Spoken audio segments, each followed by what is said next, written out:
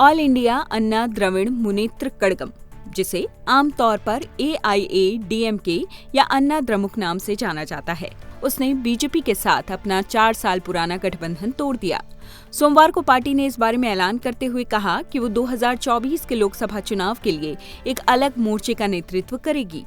NDA से बाहर निकलने का फैसला चेन्नई के AIADMK हेडक्वार्टर में पार्टी चीफ EK पलानीस्वामी की अध्यक्षता में एक उच्च स्तरीय बैठक में हुआ।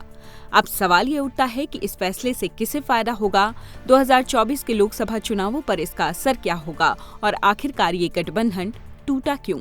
चलिए जवाब ढूंढने की कोशिश करते हैं। सबसे पहले जानते हैं कि AIADMK बीजेपी से नाराज ही क्यों हुई। पार्टी की ओर से ये कहा गया है कि राज्य में बीजेपी के नेता पिछले 1 साल से AIADMK के पूर्व नेताओं, पार्टी महासचिव और कार्यकर्ताओं के बारे में टिप्पणी कर रहे थे। तमिलनाडु में बीजेपी प्रदेश अध्यक्ष के अन्नामलाई के हालिया बयानों से AIADMK नाराज थी और गठबंधन तोड़े जाने की बात पहले ही कह चुकी थी। सवाल ये उठता है कि क्या अन्नामलाई का आक्रामक रुख इस टूट की वजह बना। आपको बता दें कि हाल ही में AIADMK के वरिष्ठ नेताओं ने नई दिल्ली में बीजेपी चीफ JP नड्डा से मुलाकात की थी और उन्हें पार्टी की तमिलनाडु यूनिट के प्रमुख के अन्नामलाई की राजनीति की आक्रामक शैली से बनी राज्य की जमीनी स्थिति से अवगत कराया था।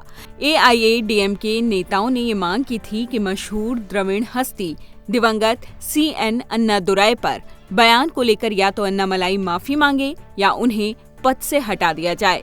माना जा रहा है कि अन्नामलाई के इसी आक्रामक रुख ने AIADMK को NDA छोड़ने पर मजबूर किया। तमिलनाडु में अन्नामलाई की यात्रा को जबरदस्त समर्थन मिल रहा है और पार्टी को उनमें संभावनाएं नजर आती हैं। आपको ये भी बताते हैं कि अन्नामलाई ने बोला क्या था।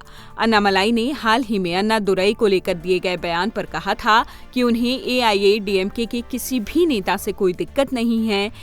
अन्नामलाई ने कहा कि उन्होंने अन्नादुराई के बारे में बुरा कुछ भी नहीं कहा, सिर्फ 1956 की एक घटना का जिक्र किया था और इसलिए माफी मांगने का कोई सवाल ही नहीं। अन्नामलाई ने आगे कहा कि अन्नादुराई ने 1956 में मदुरै में एक सभा में हिंदू धर्म का अपमान किया। तमिलनाडु बीजेपी चीफ ने कहा कि इसके बाद अन्नादुराई को मदुरै में छिपना पड़ा और माफी मांगने के बाद ही वो आगे की यात्रा कर पाए थे। अब हम आते हैं सबसे महत्वपूर्ण सवाल पर कि क्या AIADMK का अलग होना बीजेपी के लिए बड़ा झटका है। AIADMK के NDA से अलग होने के बाद सियासी हलकों में ये सवाल तैरने लगा है कि क्या ये बीजेपी के लिए झटका है। दरअसल तमिलनाडु में बीजेपी के लिए खोने को कुछ नहीं। आपसी गुटबाजी के चलते AIADMK एक डूबते जहाज का रूप लेता जा रहा है। ऐसे में उसके साथ बने रहने में बीजेपी को शायद ही कुछ खास फायदा होता। AIADMK का खुद ऐलान करके अलग हो जाना एक तरह से बीजेपी के पक्ष में ही गया है। अब बीजेपी खुलकर अन्ना द्रमुक पर हमला कर सकती है और DMK विरोधी वोटों में अपना स्पेस तलाश कर सकती है।